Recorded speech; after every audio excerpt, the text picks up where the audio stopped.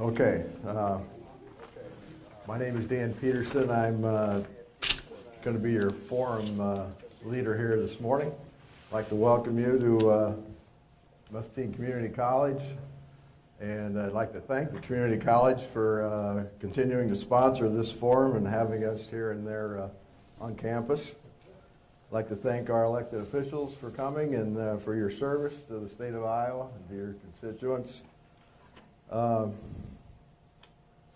This session's been going on for a long time, and it's a good way for Iowans to talk to their legislators. Iowa politics has a long-standing tradition of being a civil place to exchange ideas, and we expect to uphold this standard here today. We don't want personal attacks. It's all right to disagree, but we cannot be disagreeable as we disagree. This forum has been shortened. It used to be 90 minutes. Now it's going to be 60 minutes. There would be no intermission, no break. We're just going to go straight through with the hour. So a few other rules. If you have a question, there's the mic. And come up to the mic and state your name and ask your question within 2 minutes. We'll be trying to keep things moving. So you got 2 minutes to get your question out. The legislators got 2 minutes to respond. No rebuttals or follow-ups. So with that, I think that's all the rules we need to go over. We'll have the legislators introduce themselves and give us a 3-minute introduction and tell us what's going on. And then we will open up the floor to questions, and we'll wrap up within the hour. So with that, I'll turn it over to you three guys.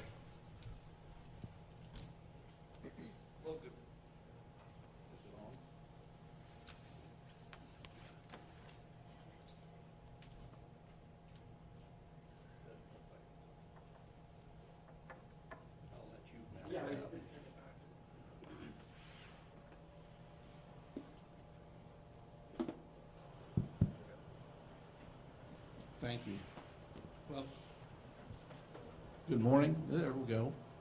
Well, I'm Representative Dave Kerr, and I represent District 88, which will eventually turn into District 95.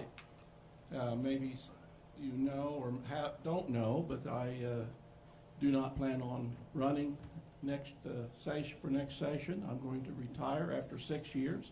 It's been a great 6 years being here and doing the job to represent the people of District 88. That said, well, what's going on at the Capitol? Well, lots of things. It's a busy time. We're just about a week before the first funnel, which basically means individual bills need to be out of committee this following week or so. You've heard the governor give her State of the State address. Her proposals are being considered. We each have, the House and Senate have different SSA bills out. We probably have different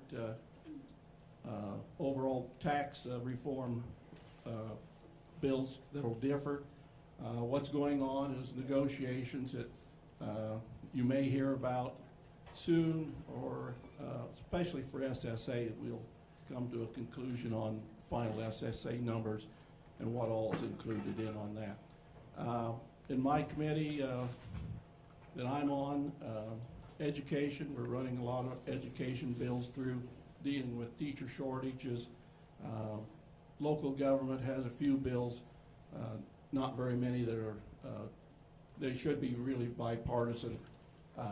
Also appropriations, which is just starting to get bills coming in. This next week I'll have the House SSA number. I'll be part of that committee that presents it, and also the House side has a supplement that I'll be presenting in the Appropriations Committee, and hopefully get it passed and head to the House floor. Through the Ed Appropriations budget, we're having presentations come in from like ECI, Early Childhood Iowa will be there this week. We've had IJAG, Best Buddies come and present their proposals for additional funding.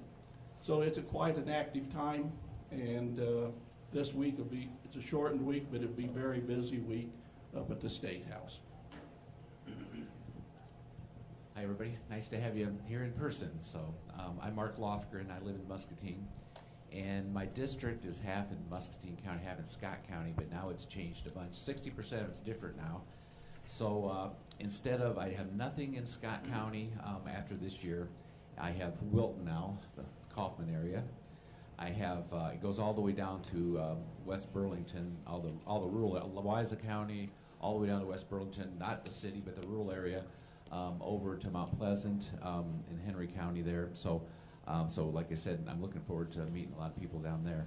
So I'll go over the committees that I'm on. I'm the chair of Veterans Affairs. Actually, I just became that a couple months ago, so I have quite a few bills that I've worked on, and I have those here. If we have time, I'll go through them, but if we don't, we won't worry about it. But I'm on local government. I'm the vice chair of Appropriations.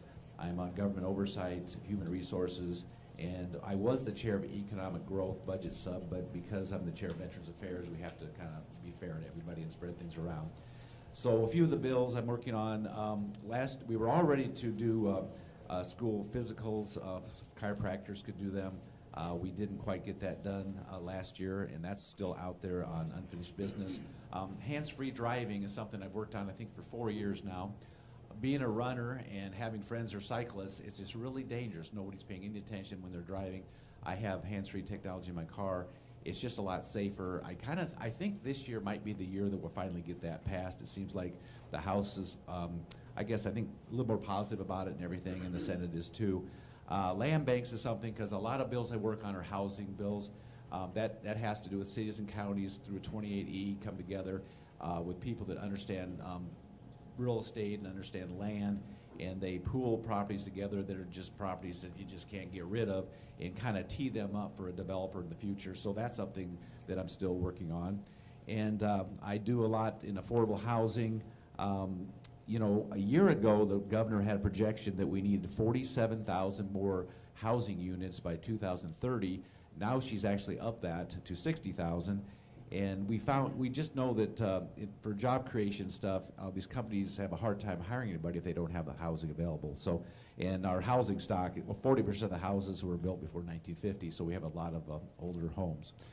And then, I know we'll probably talk about this, but the governor's, 4% flat tax, each chamber has their own plans too. And I hope we can get something kind of figured out on that, because right now the Tax Foundation has us ranked 40th in as far as tax liability, how complicated our taxes are. So I'm hoping we can do something to improve the situation. It can create an environment so people want to be in Iowa. And also part of that too, which I totally agree with, is the retirement distributions not being taxed. We have so many people, during the campaign time, we go out and people say, well, Mark, I can't vote for you because I'm a resident of Texas, and that type of thing. So I think by passing that, we're going to keep a lot of people in Iowa. Anyway, and then another, the blood centers are not getting many donations now, because it used to be that the companies had a bunch of, they'd had blood drives and everything, but now people are working from their houses, so it's kind of hard to get them to do that through their employers. So I have a group getting a hold of me. We have Impact Life is in the area here, and then LifeServe is in the Des Moines area and the western part of the state. So they approached me about trying to do a credit type program, but that's not something that's very likely. We're trying to get rid of credits, but we are trying to figure out, they've done some projections for me about what they would do with the money to do outreach and everything. So I am working on that. So, but I have other bills I'm happy to go over with, but I think we'll leave it at that. Good morning, everyone. I hope you're all as happy to see me as John DeVita is in person. But I'll take very brief opening comments. I want to take as many of your questions as possible. Senator, how are you? My new district is going to be significantly different after next year. Excuse me. I will no longer represent Johnson County, which I know will break all of their hearts. And I will... And I represent a lot more of Muscatine County, although not the city of Wilton. But don't worry, Fred, you're not going to get rid of me because that's still my hometown. But I picked up a lot of the rural over in that area of rural Muscatine, and then I've got a big chunk of rural Scott as well as all of Cedar. So I'm usually good for candid answers, so I'll be quiet at that and happy to take any of your questions once Mr. Walls gets done with his intro. Pretty good. Well, good morning. Good morning, everybody. It's nice to see all of you in person rather than on the Zoom machine. I'm State Senator Zach Walls. I live in Coralville. I have the pleasure of representing Johnson, Cedar, and Muscatine County. Like everybody else up here, my district will look pretty different and frankly a lot more geographically compact after redistricting. But as I've been saying, I'm planning to run through the tape, so anyone in Wilton or broader Muscatine County, please continue to reach out through 2022 here. As we've already heard a little bit, it's a busy start to the legislative session through the first 4 weeks.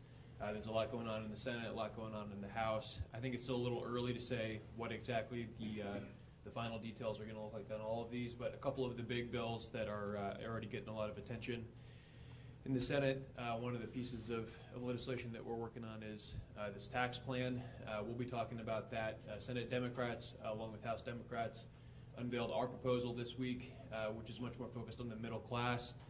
We believe that the tax cuts, if we're going to be making tax cuts, they should be focused on middle class families, not on millionaires or corporations. That's why our tax plan is focused on expanding the Earned Income Tax Credit. The Earned Income Tax Credit is a mouthful, but essentially it supports Iowa families who are working, who are earning an income, who are closer to the middle class. Rather than trying to lower the top rate for the wealthiest Iowans, we're really focused on getting that tax relief to folks who are in the middle class. The second piece that we're really focused on is on child care. We want to expand the child care and child tax credit. We know that child care is increasingly hard to find in the state of Iowa. We know that the child care crisis is why there are a lot of Iowans who are currently not in the workforce, because it's more economical to stay home with kids and provide them with child care yourself. And so we think that expanding the child tax credit is a key part of making sure that families are able to get back into the workforce and help solve some of the workforce crisis issues that we're currently seeing. So those are the two key pieces in our tax plan. Democrats have also introduced legislation to increase eligibility for child care assistance, or CCA. CCA is our state's primary way of supporting families that need child care. We know that one of the challenges in child care is that people who have young children and need child care services tend to be earlier in their career, a little bit lower in their kind of lifetime earning potential. And I've got constituents, and I'm sure this is true here in Muscatine as well, who are paying more for child care than they are for a mortgage or for rent. And so we know that there are real enormous challenges that we're seeing, and I think that we're going to see continued work on child care this year, hopefully in a bipartisan way. And I think that that's going to be a key part of how we get some of our workforce issues addressed. So I'll stop chatting and we'll go ahead and take some questions. Thanks, everybody. Okay, who would like to be first? Good morning. Don Paulson. I live in 76 Township. Will the bottle bill be expanded to include water and juice bottles this year? I can try and take that one, but you know, the bottle bill, Don, as you know, is something that we talk about a lot at the State House. I don't remember the last time we actually changed the bottle bill, though, but I will say that there's a Republican senator, and maybe Mark can talk a little bit more to this, who is really intent on getting some changes done this year to ensure the long-term viability of it. It's going to be his last year in the Senate, so we're really hoping that Ken's able to get it going. I don't know, Mark, if you've got a little bit more insight.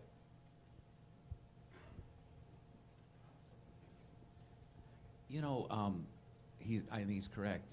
I think Ken Rosenboom, he's kind of from the Oskaloosa Pella area. There's something that he's dealt with a lot of years, and again, this last year, he's kind of acted like, you know what, I want to really do something. I guess I'm not on the committee that deals with that, but I know Ross Poston also works on that over in the House. But I think there might be a possibility something will happen on it, but it just seems like we always talk about it, and then session flies along, and before you know it, nothing happens. But I'd say the likelihood's a little bit better, so I agree with that. I would agree with what Mark said. I hope so. There's a lot of competing interests, and I'm all for doing that. Thank you. Good morning. I'm Sarah Landy, and I'd like to say a quick congratulations that you have extra money in the budget for tax that you've saved up for taxes. And I think it's a wonderful year for you to add a penny sales tax and have 3/8 of that go to fund natural resources and clean water. The citizens voted in a constitution for it, 63% back about 10 years ago, and I thank you for your budget surplus, and if you work this in, I think this is the way you will get lots of people to come to Iowa, because the clean water and trails and recreation are important lures to them. So congratulations, thank you, and the request is, let's fund that now. It's for the people too. Thank you. Well, thank you, Sarah. I know you've been one of the leading advocates for as long as I've been around. You've been an advocate for that, so thank you for your persistence. It isn't lost that we even are able to have this conversation. Many other states are hoping for federal money just to plug their budget in, whereas we've made the hard decisions that put us in a position where we have an over-collection of your tax dollars. We've taken too much of your money. And so we do have intentions of returning that. I've long supported funding that as a part of an overall tax reduction package. I think you've probably got more momentum this year than you ever have. Last year, the governor actually had I will in her I guess in her proposal, tax proposal, and then it didn't happen. And about a month ago, I wasn't so sure because there wasn't much conversation about it. But I agree with Bobby. It seems like now there's a little momentum happening again. So I hope so, and I'd like to see it happen too. Let me just back up on the bottle bill. There were two things I hope I get accomplished this year is voting for something about the bottle bill to move it forward, and the ethanol bill. And we've passed the ethanol bill the other day, so the bottle bill will have my support on doing something with that. The I will.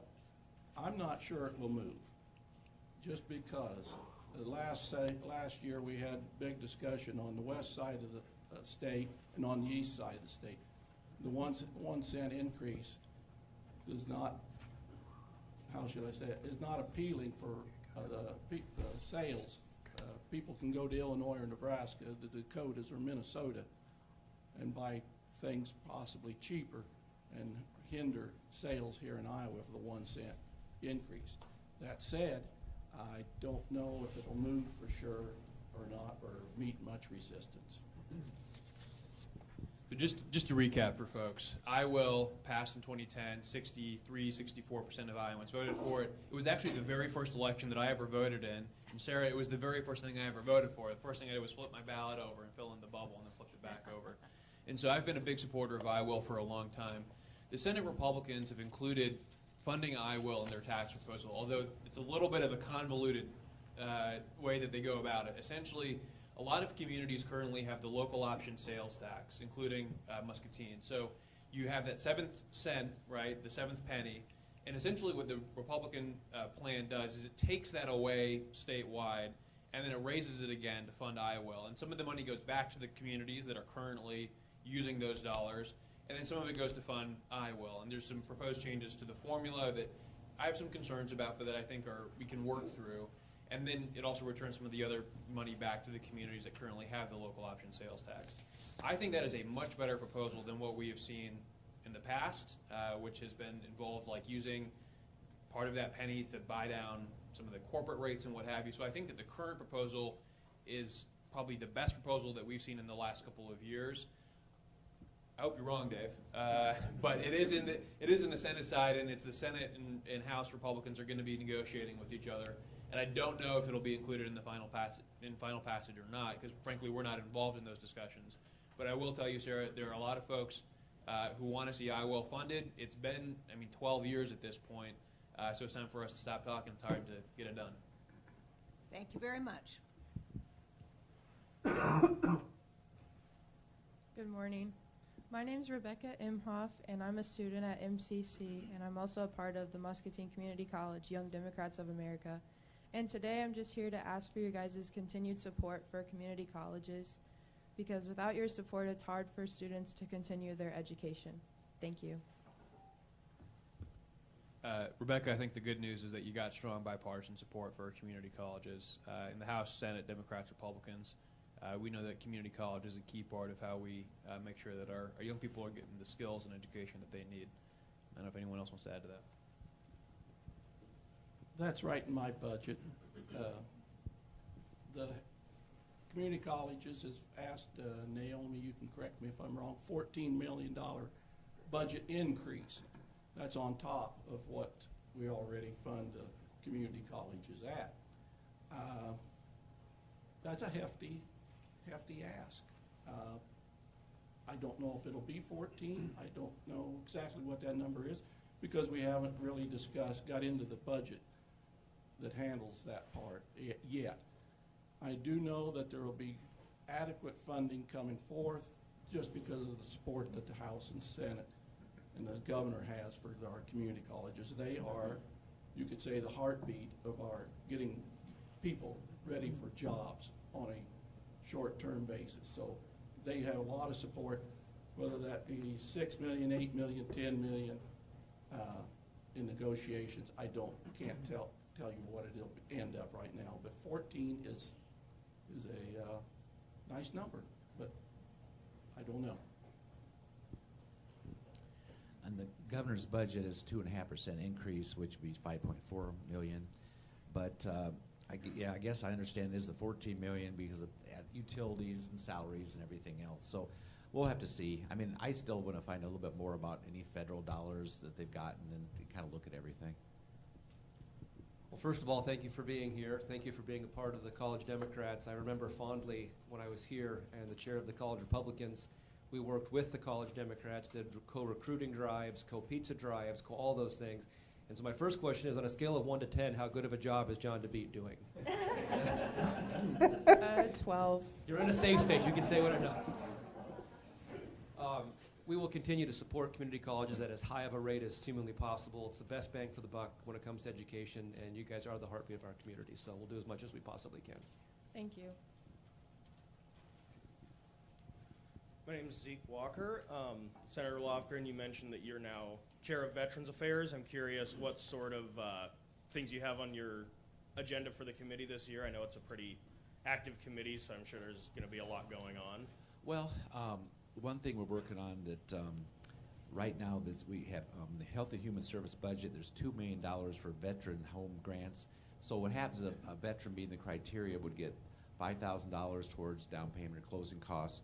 And right now it's $2 million in the Human Resources budget. So, but we actually have a bill in for $2 million additional, which would come from the general fund. So right now it goes summer to summer with our budget. So they have $500,000 left, so you can kind of tell they're going to run out. But I don't think they do much outreach because I think they know they don't, they run out. Most years they run out of the money. So I think we have a lot of support for that. I don't want to monopolize everybody's time. I guess maybe I'll just mention another one. Okay, so the Uss Iowa is actually, there's a submarine that's being built. It's going to cost $2.8 billion. And so we actually have a bill for $200,000 for the christening ceremony. There's some things that aren't covered that the government doesn't cover. There's things like workout equipment for those on the vessel. And I think it's like about $500,000 or $600,000 that they need. But we have a bill in for $200,000. And I tell you what, I've had a lot of people are pretty fired up about this being named after Iowa. I had somebody that's from the area that mentioned it, which is amazing to me. But they only have to refuel like every 30 years. It's nuclear, and just amazing thing. So that's one. We have other ones, but we'll kind of see if we have time later. I'll talk about some more. Thank you. Most veteran bills passed 150 to 0, and so I'll support anything coming out of Mark's committee.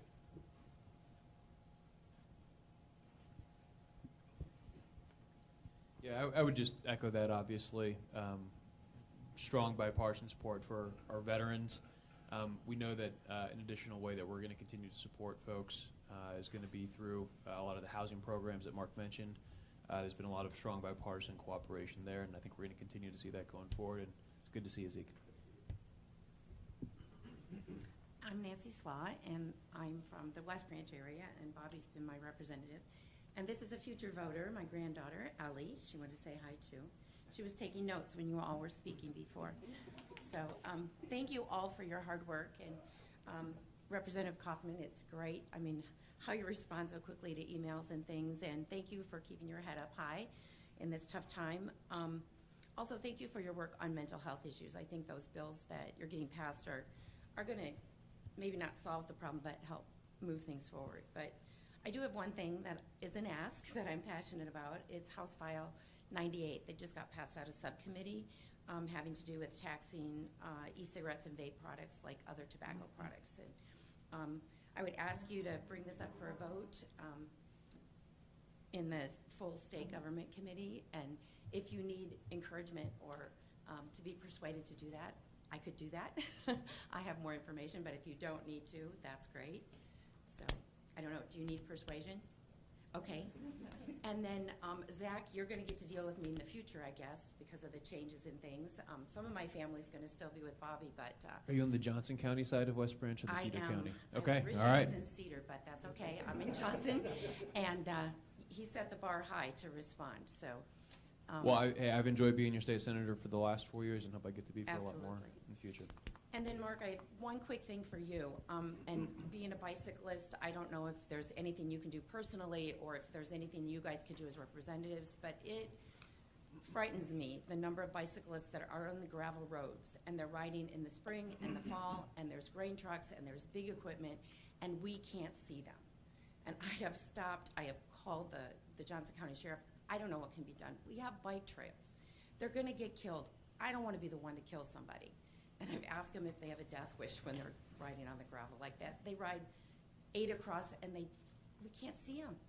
Yeah, it's been a balancing act a little bit because we have some of the farmers that are concerned about the cyclists. Now and when you say we have trails, the recreational trails are probably more for just the family. A lot of the real serious people, they go out all over. Unfortunately, they may be on those roads because the other roads are dangerous, and the highways are dangerous too. But yeah, I can appreciate that. I've had comments about that, where, like real hilly area where maybe there's some farm equipment going up, but you got bicycles. So no, I've heard that before. Yeah, That's and they're concerning. all the way across the road, and somebody's going to get killed. And Yeah. I don't want to be the one Yeah, they need, to kill them. and I would say this too, whether you're a runner or a cyclist, you still have to be real defensive too. You got to watch what you're doing, and you got to respect other people that are doing their jobs too. Thank you, Nancy, and I don't need any motivation to bring that bill up. It's a good bill. Okay. And just like Zach said, if you're from Muscatine County area, you can still continue to contact him after next year. Just like Fred's not going to lose me after next year in Wilton, the folks in rural Johnson County that I've gone through several battles with, I will always continue to represent all of you. All right, thank you. We appreciate it.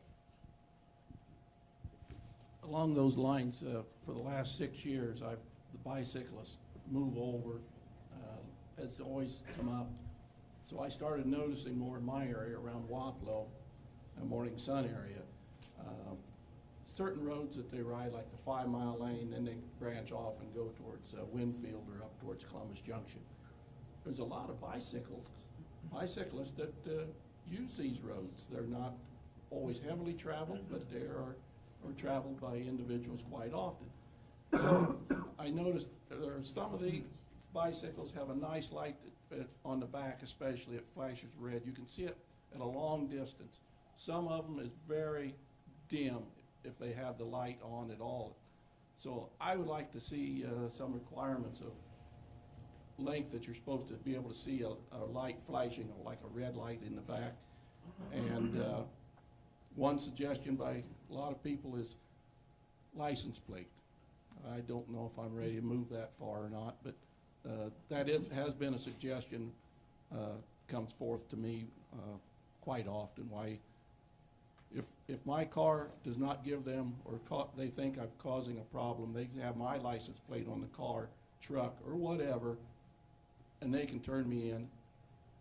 But I don't know who the bicyclist is that might be full lane across and not getting over themselves. So it's quite a issue. It really is. Go ahead, sir. Well, I was just say, Nancy, on Oh, House sorry. File 98 on the e-cigarette, vape products, what have you, I do think that'll have strong bipartisan support. We have done various things in the Senate over the years. We haven't quite figured out how to get the compromise with the House, but I think that we will get it done this year. We know it's a big issue and that it affects a lot of our young people, and it's time that we take it seriously. I'm Mike Doby, And I'd say the Senate's working on a tax reform bill, and they have in there to support the recreational trust fund. I'm here to say thank you very much. My concern is that if it doesn't happen now, after 10, 12 years, it never will. So I'd appreciate it if it goes ahead and gets taken care of now. Thank you. Thanks. Like I said, we already, we're going to keep talking about it, and I think there's a lot of support for it. Devil's in the details.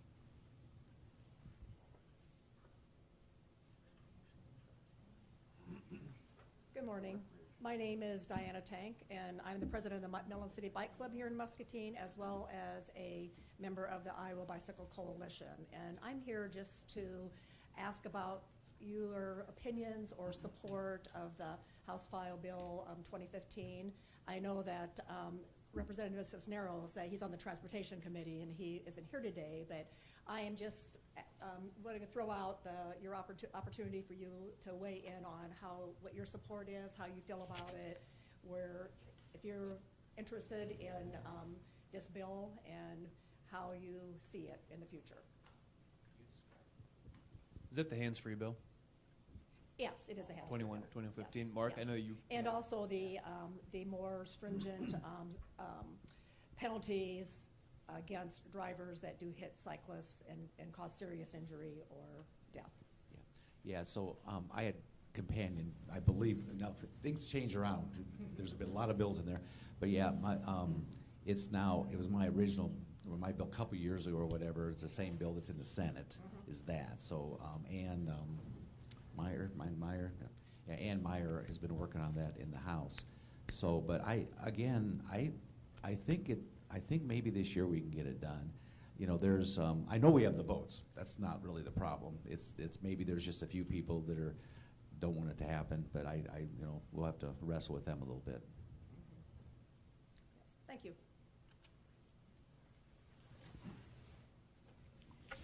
Okay, I've got some questions from Jeremy over there that he's gotten online. And this is for, I think, all of you. Kathy Davis, Iowa ranks 17th in per pupil spending and consistently funded below inflation since 2010. What are your educational funding plans for the future? Would you read that one more time, please? All right, this is from Kathy Davis. It says Iowa ranks 17th in person to pupil spending and consistently funded and has been consistently funded below inflation since 2010. What are your educational funding plans for the future? First of all, I would challenge those figures. I think I've seen different figures. It says overall the past 10 years that we are right with inflation or a point or two above in our funding.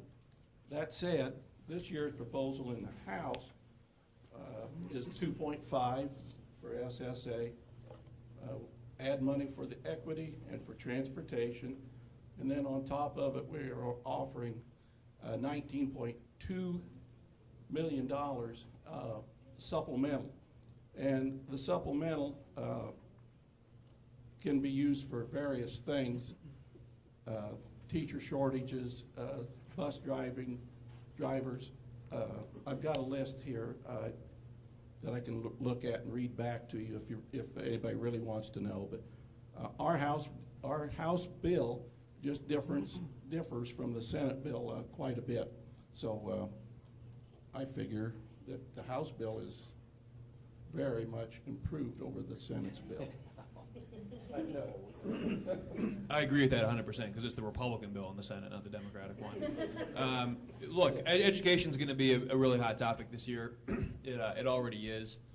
There are probably 3 or 4 key issues within the education topic that are going to be in the news quite a bit. One of them is going to be the funding level. Senate and House Democrats issued a joint plan earlier this week. The governor in her budget proposed a $300 million corporate tax cut. We feel like those dollars, instead of going to corporations, a lot of whom have shareholders who are out of state, we should take that $300 million and invest it in our public schools. And so that works out to about a 5% increase.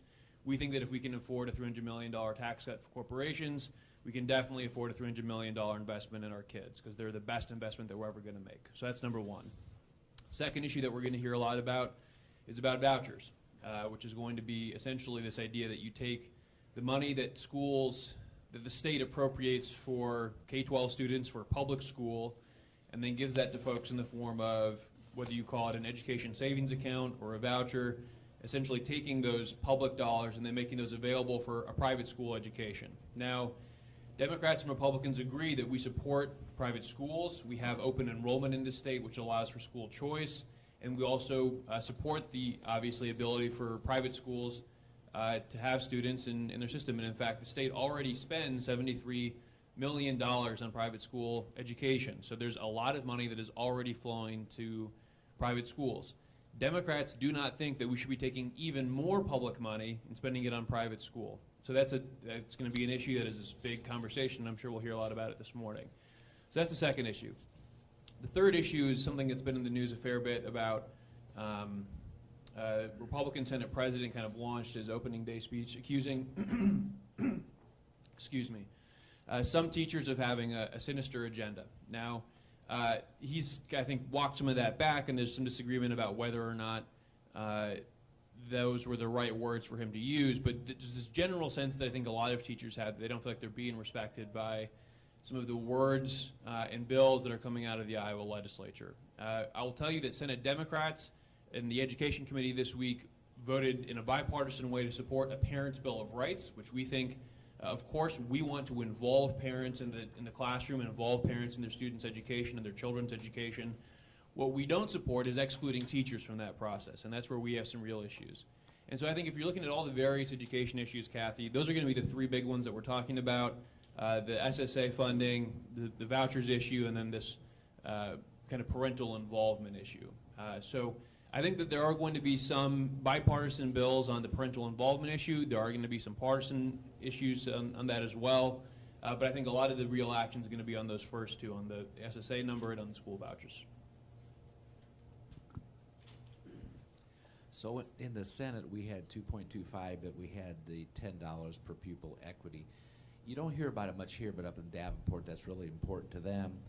And then we also have the additional transportation money and then property tax replacement payments. So if you kind of weigh everything in there, there's not really that much difference between the House and the Senate, really.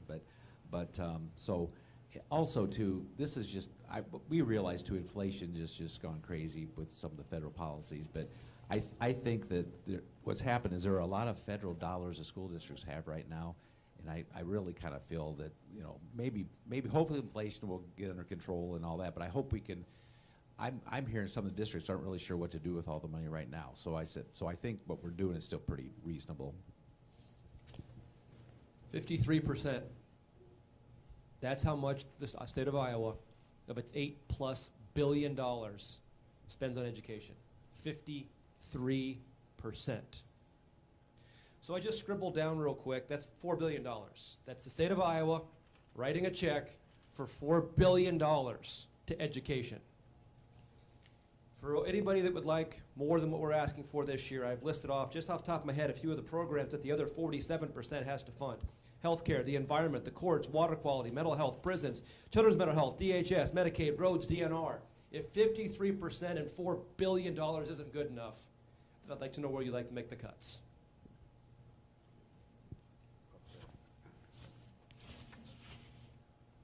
All right. I got another question here from, there's no name on this, so I guess we won't. Mystery caller. But it has to do with the Prize Link Savings Bill. This is not familiar to me, but for all on the panel, will you be supporting the Prize Link Savings Bill like 34 other states have? It's a great question. So Prize Link Savings, if you haven't heard of it before, essentially is a way where you can, it's an incentive that you can create at a financial institution, a bank, or a credit union, so that when you make a deposit into a prize-linked savings account, essentially what you're doing, when you make that deposit, you put a little bit of money away for a rainy day. you get entered into a raffle to win a prize, hence the prize-linked savings. It's essentially a way to incentivize savings for folks who might otherwise be spending some of those dollars on a scratch-off ticket or lottery or what have you. Now, there's no billion-dollar jackpots in prize-linked savings. You're talking about a little bit more modest way of doing it, but rather than those dollars being spent on gambling, it's a way of creating a savings account, so you're kind of incentivizing positive saving behavior rather than gambling. Which, look, there's a time and place for responsible gambling, and we've done some work on that in the legislature. And this is just a way to incentivize positive financial wellness. So.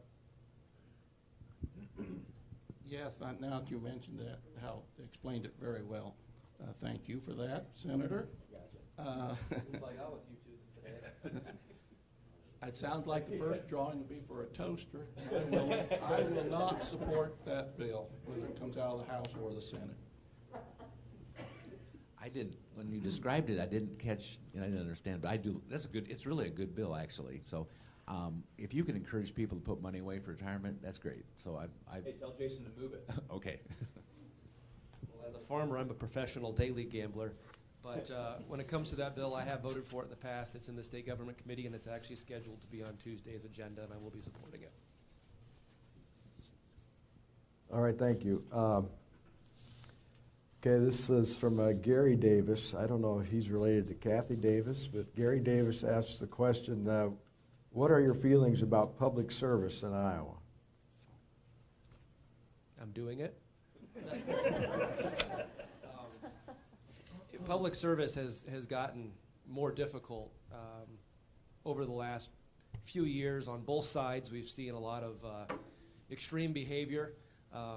Many of you might have saw a gesture that I made last week. I don't regret that, apologize for it, and would do it again. But I can at least explain where it came from. I don't know if that's what the point of this question was, but I'll just go ahead and talk about it. There are currently 2 open FBI investigations into activists who have threatened to blow up both my father's office and his home with all of his family in it. Last Sunday, I was accosted at a gas station in Tipton, where an individual followed me into the bathroom screaming obscenities, even though I had a toddler with me, and I repeatedly and respectfully asked him to stop, of which he continued to do it louder. So you can take shots at me all you want. I've got thick skin, and I actually kind of enjoy that. But when you involve my family and you push it to the point of threatening violence, you're lucky the middle finger is all you're going to get.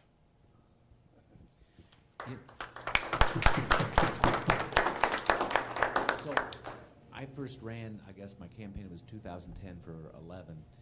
And back the first few years and everything, my family would see people, they'd see Democrats, and they'd say, well, they really, they like what you're doing and everything else. And it seemed like it was kind of positive for a few years, but somehow, I don't know, it just kind of changed. Maybe it was like 2013 or so. And like I said, and I will say one thing, when people run for office, I'd mentioned this to John DeBeat before, I respect anybody that's going to run for office. I mean, honestly, to run for school board, I mean, face it. I mean, you don't get anything. You just get a lot of negative emails from people. But that's the thing, to be on school board or be on city council or be county supervisor, I mean, it's amazing what people will do, and I respect them so much for doing it. I don't care which party they're in or what their beliefs are, but if they'll stick their necks out, it's an amazing thing. Along the lines of what Bobby was talking about how disagreements go on, my first 2 years, Senator Green was here with us, and myself, and we were in West Burlington, and at a forum, and it was a good forum. It was issues were being discussed, and all of a sudden, some guy stands up and starts yelling at me, calling me several names. Afterwards, after this discussion got a little heated, the forum was over. Senator Green was grabbed and almost punched out right there. That's not what we come to have these forums for. But that said, 6 years ago, well, 20 years ago, 30 years ago, I don't remember what it is, I'd go to work in the mornings and we'd all get there early, we'd sit around our table and drink coffee and talk sports and politics. And that spurred me on. I thought, wow, I'd like to know how things are going up there, how bills are made, just interested. And several years ago, Representative Sands decided to quit, and that gave me an opportunity to join the club up there, more or less. So it's been a great experience. I get groups in of young people. Last week I had the FFA group from Danville in, and I've had different groups from West Liberty, Mediapolis, all throughout the district. And they come, and the last words I try to make sure I get out to them, I tell them, get involved. Be involved either at your local level to start with, school boards. And then I warn them, well, that school board can get a little bit contentious too at times. But I said, that's how you're going to make changes the way you want your communities to go, your state to go. I says, try it. Doesn't mean you have to have it as a lifelong career. Some of you may, some may not. But it's get involved at a young age and find out how politics works, how the system works, and make a difference in your community. So I take good thoughts away, even friends on the other side of the aisle after 6 years. Appreciate that, Dave. It's a good question from Gary, and I apologize, by the way, for the cough. I'm just I got a little bit of stuff in my throat, but you know, the obviously I want to condemn in the strongest terms the threats against Chairman Kaufman and his family and Bobby. What those people did to you was wrong. Period. Unfortunately, we are living in a time where there is an elevated amount of anger and poor behavior in some of the, I mean, both left wing and right wing, and you know, whatever kind of radical independents there are out there, right? And we're seeing it in every state. We're seeing it across the world, frankly. This kind of rise in radicalism and extremism. And the thing that, to Gary's question about public service, it's probably never been a more important time than, you know, in the last 100 years to be involved in public service than right now. And we're, you know, obviously in the middle, hopefully near the end of the pandemic, and I think that we've all, I think, been reminded of the importance of working together to get through hard times so that we can enjoy the good ones. And we're in a hard time right now, no doubt about it, whether it's the pandemic or it's this rise in radicalism that we're seeing. And I think the thing that, you know, that worries me is, you know, we talk in politics a lot about a pendulum that swings back and forth between Democrats and Republicans, right? We probably all heard that metaphor from one time or another.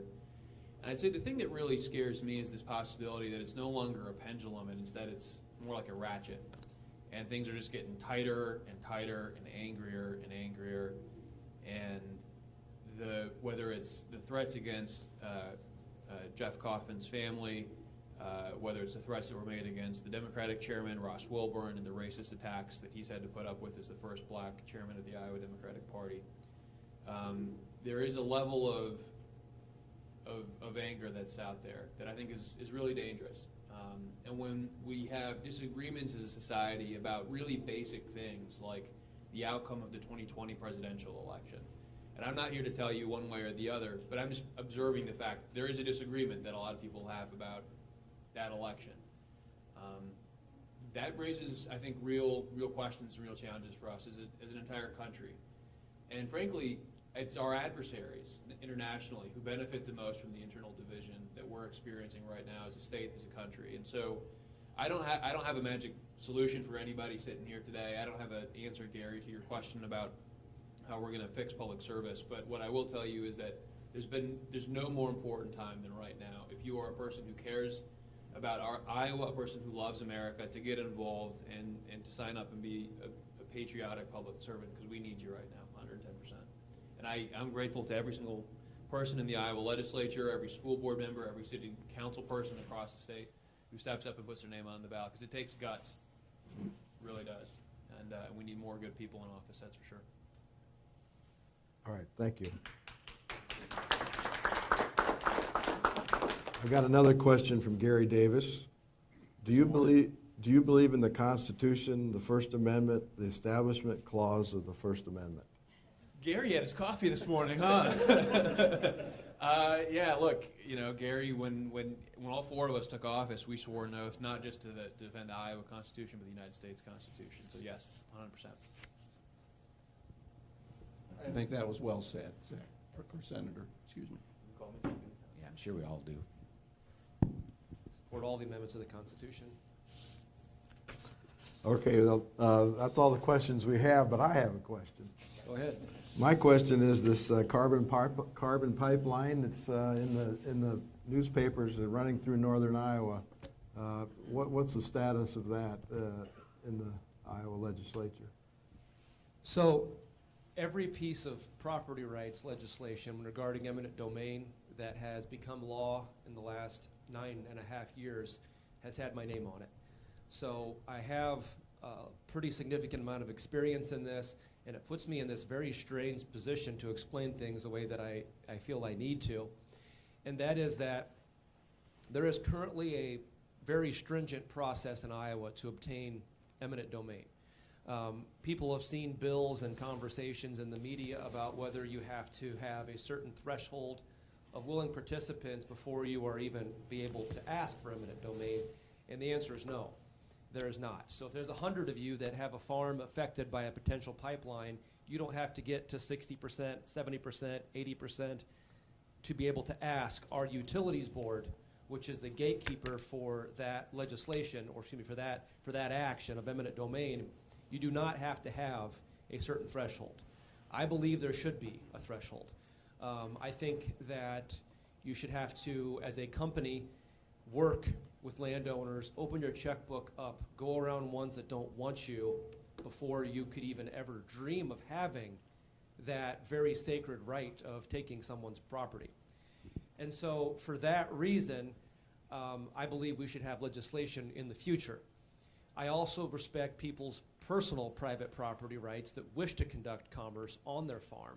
And right now you've got a pipeline that is actively engaging with folks to ask for the right to put a pipeline on their farm.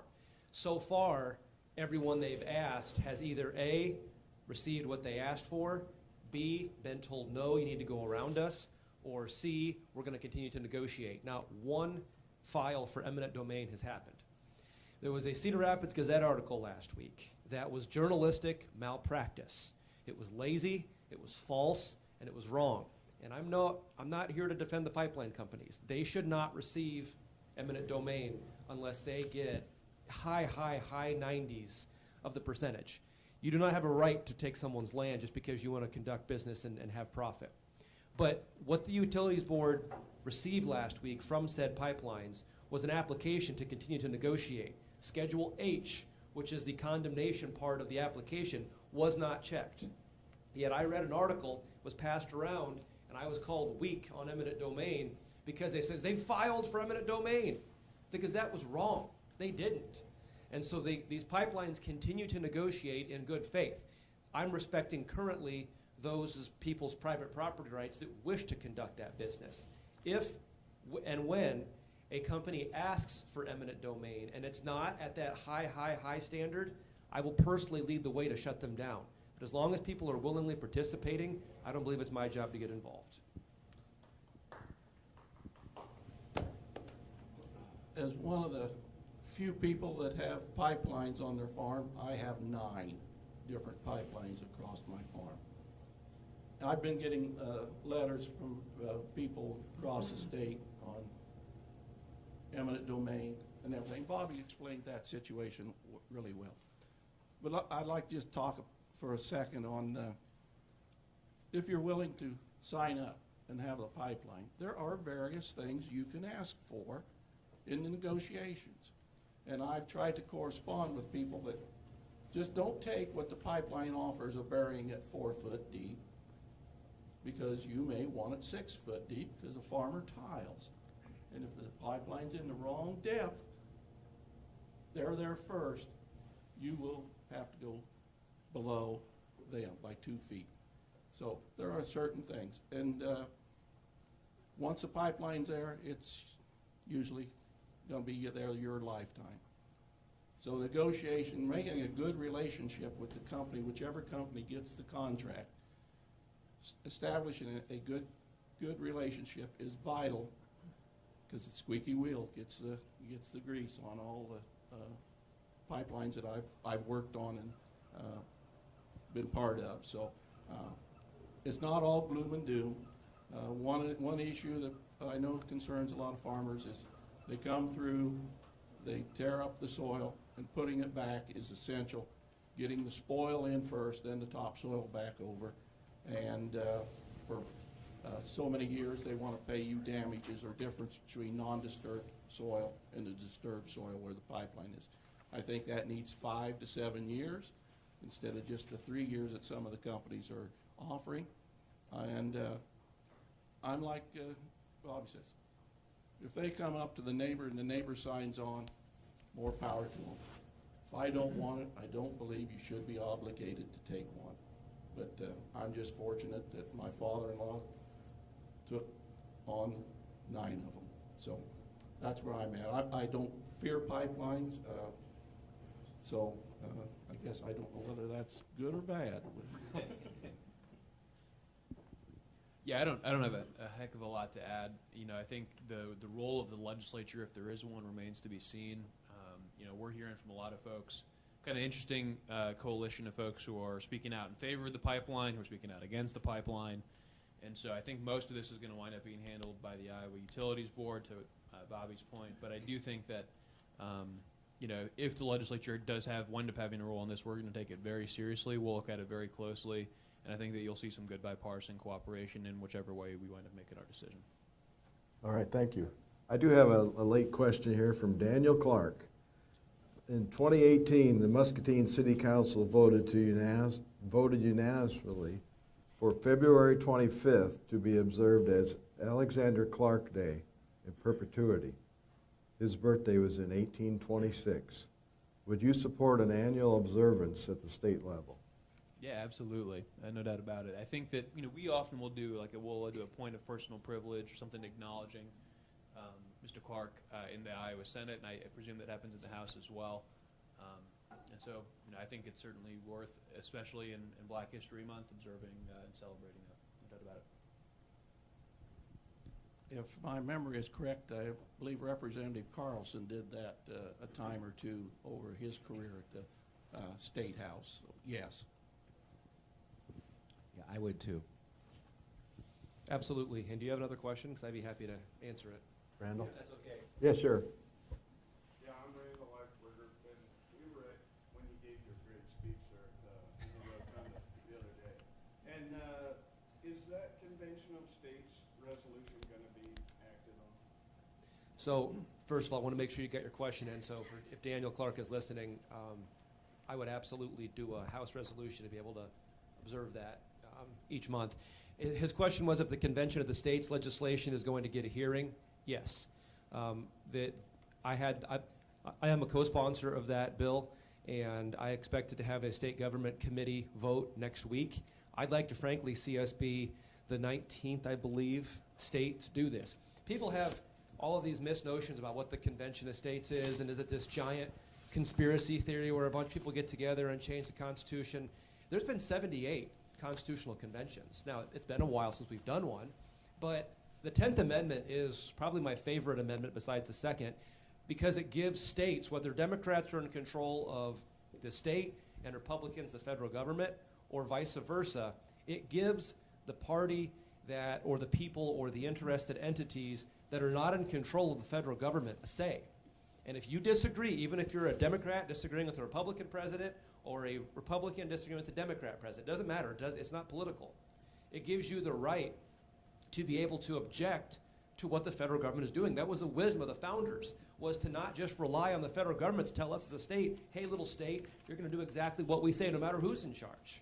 And this notion, there are those in my party who are pushing back saying that it's going to be a runaway convention. I reject that, because we have historical precedents in 78 of these constitutional conventions. You're not allowed to deviate. And just to be sure, I actually have a companion bill. I didn't talk about this in my speech at the Capitol.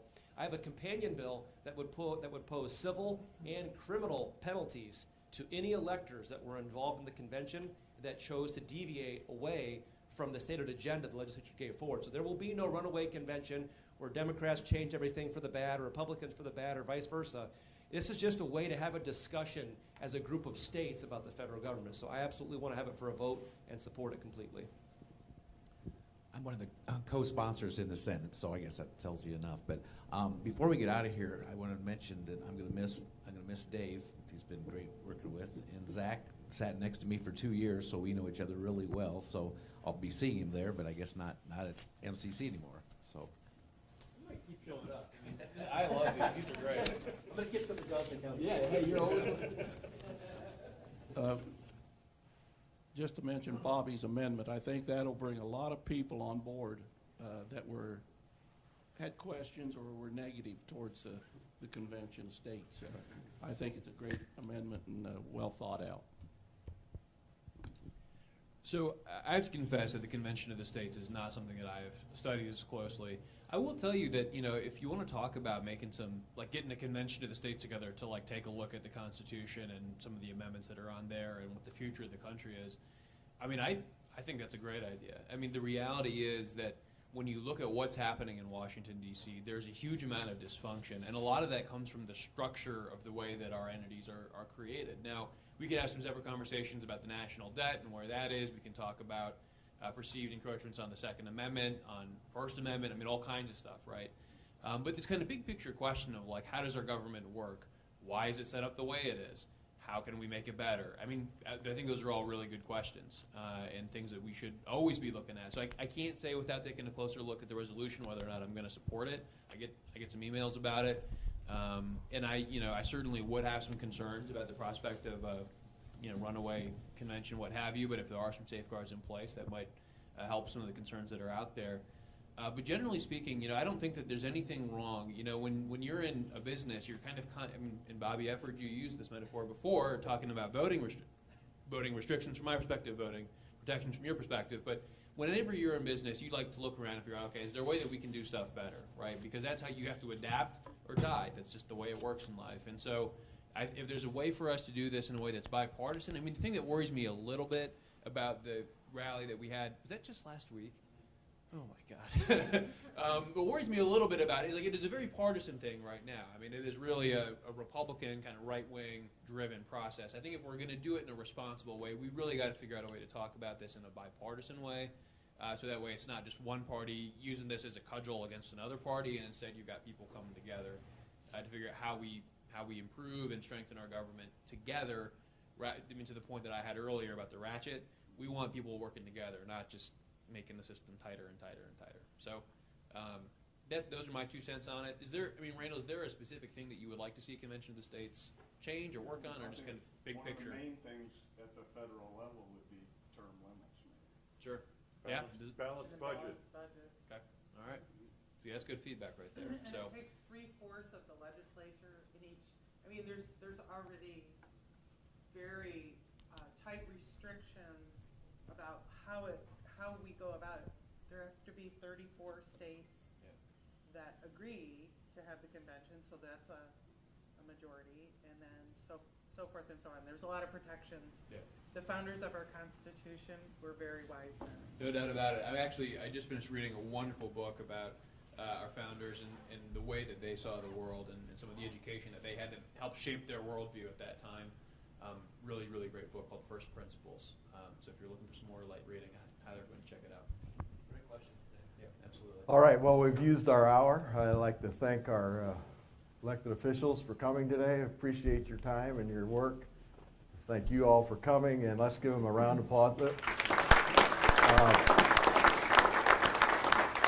I think we're going to be back here the first Saturday in March and the first Saturday in April. Is that not right? In Wilton. Oh. Okay, first Saturday in March.